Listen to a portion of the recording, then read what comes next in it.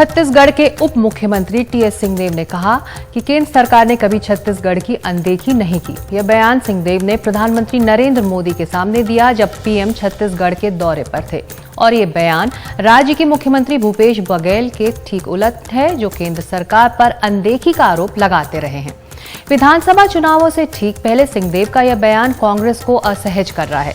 वैसे सिंहदेव ने पहले भी साल 2022 में पंचायती राज मंत्री के पद से इस्तीफा देकर अपनी ही सरकार पर सवाल उठाए थे। हमारी खास रिपोर्ट।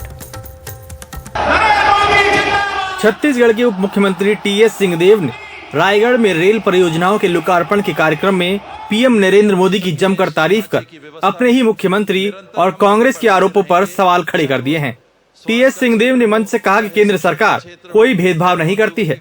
छत्तीसगढ़ के विकास के लिए जो भी मांगा उसे दिया जाता है। मेरे अनुभव में मैंने भेदभाव महसूस नहीं किया।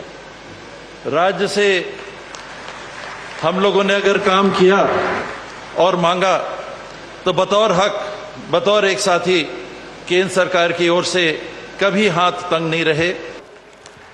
पीएम की मौजूदगी में भले ही टीएस सिंहदेव ने उनकी तारीफ की, लेकिन वो खुद ही केंद्र सरकार को पत्र लिखकर पूरी जीएसटी रकम नहीं मिलने का आरोप लगा चुके हैं। 8 जुलाई को पत्र लिखकर जीएसटी के 724 करोड़ में से 581 करोड़ ही मिलने की बात कही थी। छत्तीसगढ़ केंद्र से काफी शिकायतें कर चुका है। मुख्यमंत्री ने 7 सितंबर को केंद्र को धान का कोटा कम करने का आरोप लगाते हुए उससे बढ़ाने की मांग की। 9 सितंबर को कहा कि धान खरीद के केंद्रीय पूल में 6400 करोड़ का भुगतान नहीं हुआ। 26 अगस्त को चिट्ठी लिखकर राज्य की 6000 करोड़ की राशि जारी करने को कहा। टीएस सिंहदेव के बयान को मुख्यमंत्री भूपेश बघेल ने हंसी हंसी में टाल दिया। वो हमारे महाराज साहब हैं।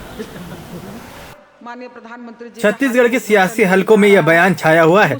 इस पर जारी चर्चा के बीच टीएस सिंहदेव ने ट्वीट कर सफाई भी दी। उन्होंने लिखा, हमारे प्रदेश पूरे देश में सदा अतिथि सत्कार की परंपरा रही है। एक शासकीय मंच पर प्रधानमंत्री जी की गरिमा को ध्यान में रखते हुए कुछ बातें कही गई थी।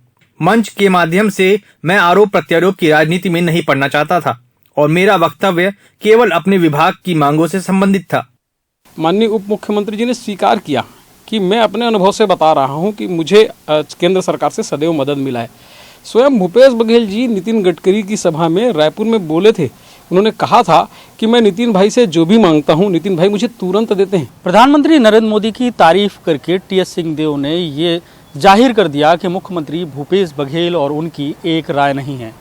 अब देखना ये होगा कि आने वाले चुनाव में काका और बाबा की जोड़ी छत्तीसगढ़ में क्या कमाल करती है। कैमरामैन प्रवीण के साथ जुल्फिकार अली, एनडीटीवी इंडिया के लिए।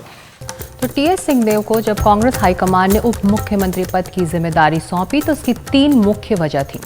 क्योंकि पार्टी को लग रहा था कि राज्य में सत्ता का केंद्रीकरण मुख्यमंत्री कार्यालय के इर्द गिर्द ही सिमट कर रह गया है। दूसरा ये कि ओबीसी कार्ड खेल रहे भूपेश बघेल कहीं राज्य के दूसरे समुदायों को नाराज न कर दें। और तीसरा, सिंहदेव राज्य की 14 विधानसभा सीटों पर असर रखते हैं, इसीलिए जरूरी था कि कांग्रेस सिंहदेव को नई जिम्मेदारी सौंपे ताकि वो अलग थलग ना महसूस करें।